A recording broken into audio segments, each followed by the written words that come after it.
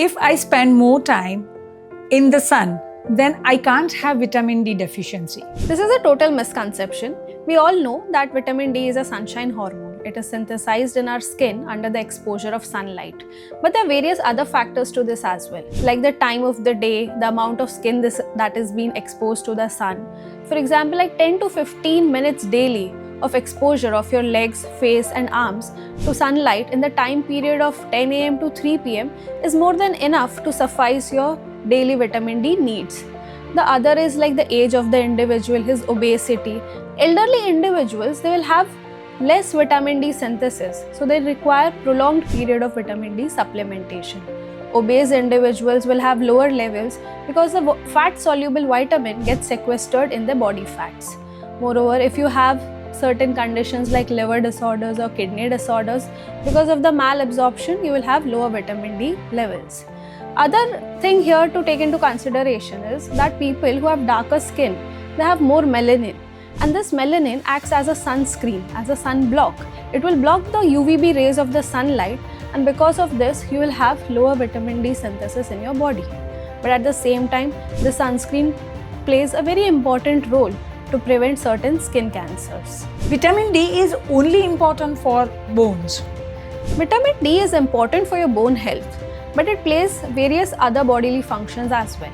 It is important for your immunity.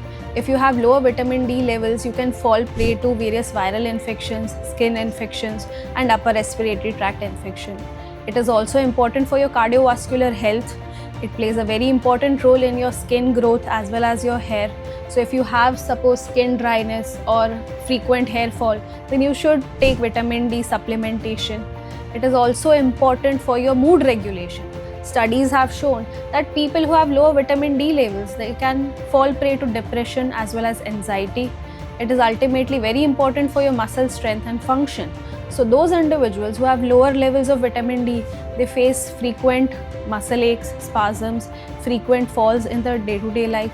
So for such individuals, oral vitamin D supplementation in their day-to-day life becomes very necessary. If my calcium levels are normal, my vitamin D must be fine too. This is a dangerous misconception. In our day-to-day practice, we come across patients who have normal calcium levels but lower vitamin D levels.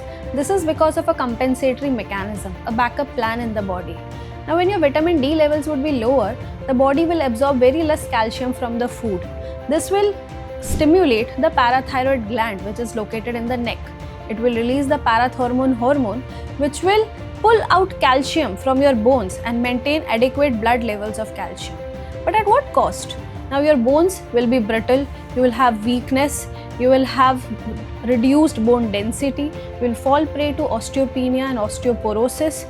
And so in such conditions, irrespective of your calcium levels, your vitamin D supplementation becomes very much necessary. Taking too much vitamin D will make me healthier. Anything in excess can lead to its toxicity. This mainly occurs because of increased intake of vitamin D supplementation and not because of the sun exposure. You can have symptoms like nausea, vomiting, confusion, fatigue, constipation, stomachache, and in severe cases, you may also have blood pressure fluctuations or heart rhythm abnormalities. 4000 IU per day is adequate dose to suffice your daily vitamin D needs. In certain situations where severe deficiency is seen, we sometimes ask the patient to take 60,000 IU per week. That is more than enough. It is like finding a right balance for each patient. We want to avoid the toxicity and we also want to prevent the deficiency.